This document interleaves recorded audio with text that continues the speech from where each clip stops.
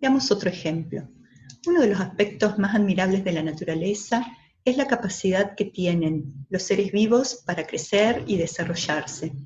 Cuando una semilla germina, las células comienzan a dividirse, a multiplicarse, de manera que la planta comienza a crecer en altura y en peso.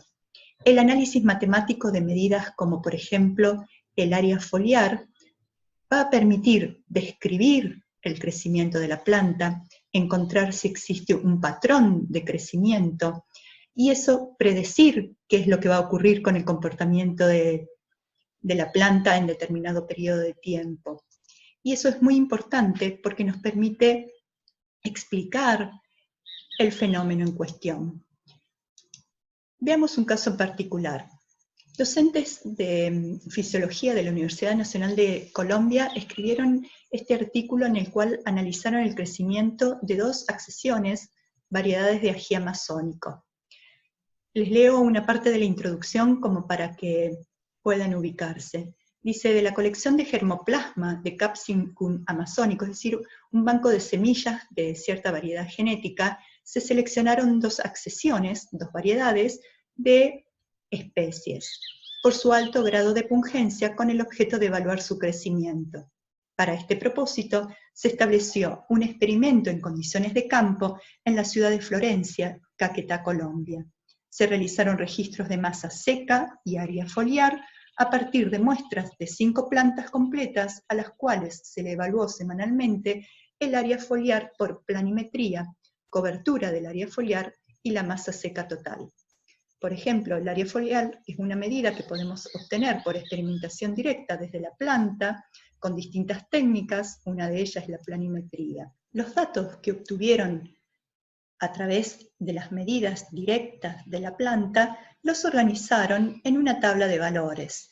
Entonces, en esta tabla tenemos los días transcurridos después del trasplante, 13, 20, 27, que corresponden a los momentos en que se hicieron las mediciones, y las distintas medidas realizadas. Área foliar, masa seca, cobertura de área foliar.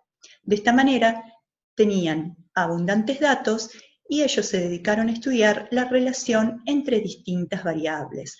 Por ejemplo, cómo cambia el área foliar, teniendo en cuenta los días después del trasplante, o cómo cambia la masa seca, según los días después del trasplante. Para poder describir matemáticamente esas variaciones, apelaron a las representaciones gráficas. Por ejemplo, para la variedad CS219 tenemos representado en este primer gráfico el área foliar según la cantidad de días después del trasplante. Tenemos representados los pares de valores, que son los que obtenemos directamente desde la tabla, y tenemos representada la gráfica de la función que corresponde a este modelo algebraico, que también determinaron como el modelo que ajusta mejor a todos los puntos dados.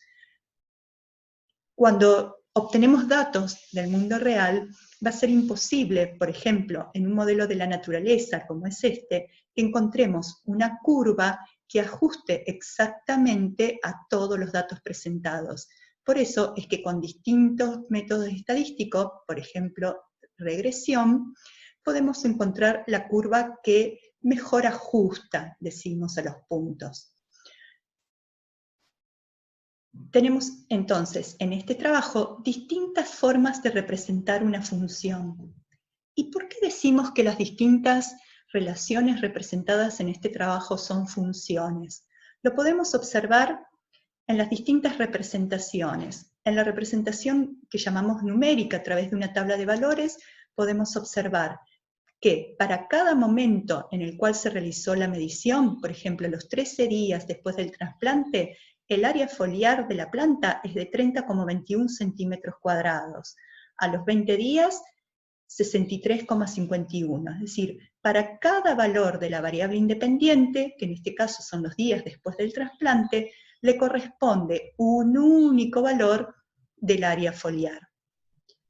Eso también lo podemos observar a partir de la representación gráfica o visual de la situación.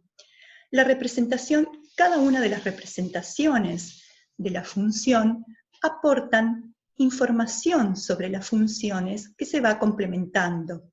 Por ejemplo, en un gráfico lo que podemos observar al unir los puntos con la curva correspondiente es la tendencia de los valores, el comportamiento global de los valores.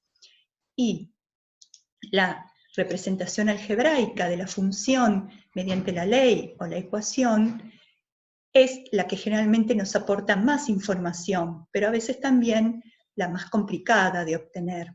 Por eso es importante tener en cuenta siempre todas las representaciones que podemos tener de una función.